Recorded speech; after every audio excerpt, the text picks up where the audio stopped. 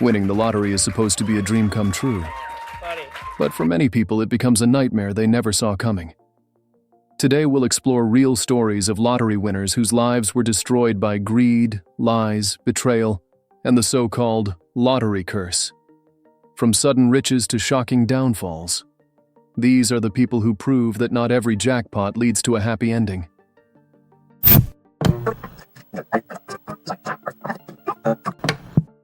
Americo Lopez was a construction worker living in New Jersey and part of a group of co-workers who regularly pooled their money to buy lottery tickets. The group trusted Lopez to purchase the tickets and check the results. One day, he realized that one of the tickets had won the Mega Millions, but he chose not to tell anyone. Instead, he decided he would claim the entire prize for himself. After coming up with a plan to quit his job, Lopez requested time off for a supposed foot surgery. Then, while on his fake medical leave, he claimed the entire $24 million jackpot. After his imaginary recovery, he told his boss he wouldn't be returning to work.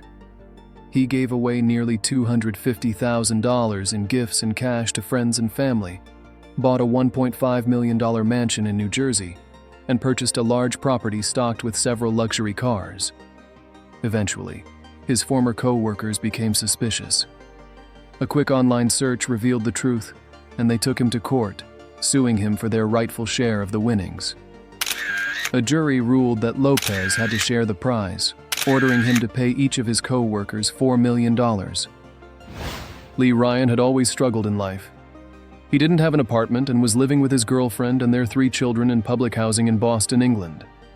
After spending his very last pound on a lottery ticket, he suddenly became the lucky winner of a £6.5 million jackpot.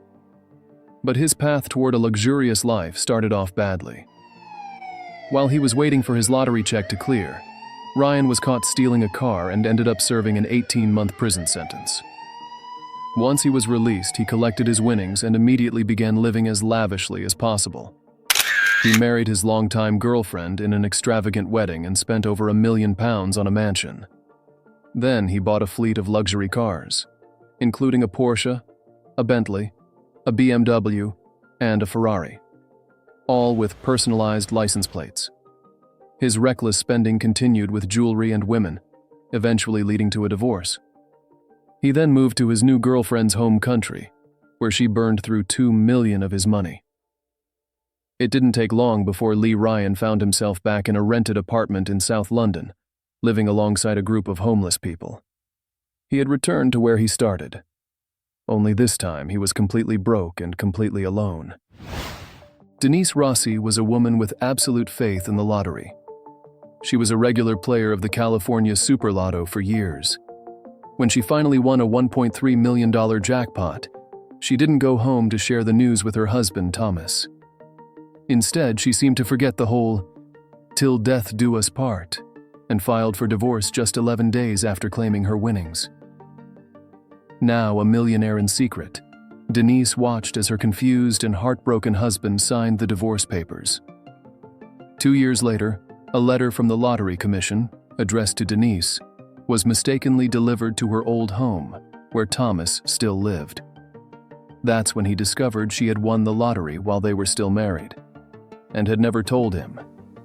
He immediately went to court and sued his ex-wife for fraud and malicious intent. Denise argued that she didn't know she had to disclose her winnings to her spouse, but California's community property laws made it very clear. Legally, she was required to do so. She was found guilty of asset fraud, and as a result, her entire lottery prize was awarded to Thomas. There are few people as lucky as Michael Carroll, and at the same time, few as reckless with their winnings. At just 19 years old, with a history of minor crimes, wearing an electronic ankle monitor, and working as a garbage collector, the universe seemed to smile on him when he won £10 million in the UK National Lottery. Overnight, Carroll became a celebrity. He bought a massive mansion and became known for throwing wild parties with hundreds of guests. He was constantly seen wearing a different gold chain at every event. He even held demolition competitions in his backyard, where he would hurl debris at his neighbors' windows, leading to countless visits from the police. Unfortunately, He burned through every last penny of his £10 million fortune. Eventually, he was forced to sell his mansion along with all his jewelry. The good news is that Carroll eventually managed to overcome his addictions and has been sober ever since. Elisha Battle was already well known to local police, having been arrested for credit card fraud, vehicle damage, and assault. She was practically broke. But her luck seemed to change in 2003 when the Mega Millions jackpot reached $162 million. Or at least that's what she made everyone believe. When the winning numbers were announced, Elisha realized she had bought a losing ticket. But instead of accepting it, she came up with a plan. After a few days passed with no official winner stepping forward, she publicly claimed that she was the winner, but had lost her ticket. The public sympathized with her, helping her search for it, and she even filed a police report saying she had misplaced the winning ticket. Meanwhile, Rebecca Jemison, a hospital employee and the real winner, was simply taking her time, getting financial advice before coming forward. When she finally presented her ticket to Ohio lottery officials, she was declared the official winner on live television. At that moment, Elisha filed yet another police report, trying to stop Jemison from collecting her prize, claiming the nurse had found her lost ticket and was passing it off as her own. An investigation quickly revealed the truth. Jemison had the original receipt proving she was the rightful owner of the winning ticket. Elisha Battle was charged with filing false police reports and was sentenced to prison. Christina Goodenow was the lucky winner of a $1 million Oregon lottery prize in 2005. But there was a problem. She had bought the winning ticket using the credit card of her boyfriend's deceased mother, which is illegal. Without realizing the seriousness of what she'd done, Christina claimed the prize and even appeared on television multiple times. She then went on an extravagant shopping spree, buying a new car, upgrading her home, and treating herself to new clothes and jewelry. Meanwhile, the FBI had launched an investigation into the purchase of the ticket, a standard procedure, since the Lottery Commission must verify that every winner follows the rules. It didn't take long for authorities to discover that the credit card used to buy the ticket belonged to someone who was no longer alive. Christina was charged with multiple crimes, including forgery, computer fraud, violating her probation, and identity theft. In the end, she was forced to surrender her lottery winnings entirely. Jack Whitaker won a Powerball ticket worth $314 million. But unlike most lottery winners, Jack wasn't poor. He was already the owner of a multi-million-dollar contracting company. Jack was incredibly generous with his winnings. He created charitable foundations, donated millions to help build churches, and even bought a brand new car for the clerk who sold him the winning ticket. He purchased her a home and gave her over $200,000 in cash. But despite his generosity, the so-called lottery curse eventually found him. Soon, thousands of people were reaching out, begging for money and favors. He was also hit with numerous lawsuits from people who simply wanted access to his fortune. Most of those cases were dismissed, but they still cost him millions in legal fees. The once calm and collected Jack began drinking heavily under the pressure of his new status. His beloved granddaughter, Brandy, whom he spoiled with 4 different vehicles, fell in with the wrong crowd.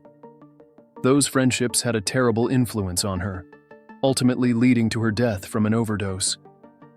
His marriage also deteriorated, and in an interview, Jack admitted that he deeply regretted ever winning the lottery. William Post was one of those people who truly believed in luck. He pawned some of his belongings for $40 and spent every penny on lottery tickets. Against all odds, he hit the jackpot, winning $16 million in the Pennsylvania lottery. But William burned through more than $400,000 of his annual payments in just 2 weeks. And barely a year after winning, he was already nearly $500,000 in debt. Things only got worse. His girlfriend sued him, claiming they had agreed to split the winnings if he ever won. She won the lawsuit and the court awarded her half of his prize. But William couldn't pay, so his lottery payments were frozen. He eventually had to declare bankruptcy, managing to keep only $2.5 million of his original winnings. But even that wasn't the worst part.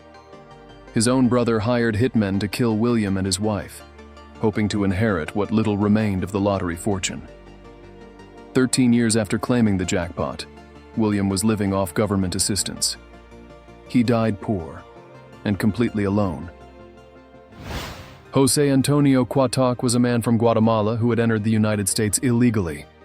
While living undocumented, he ended up winning $750,000 in the Georgia lottery.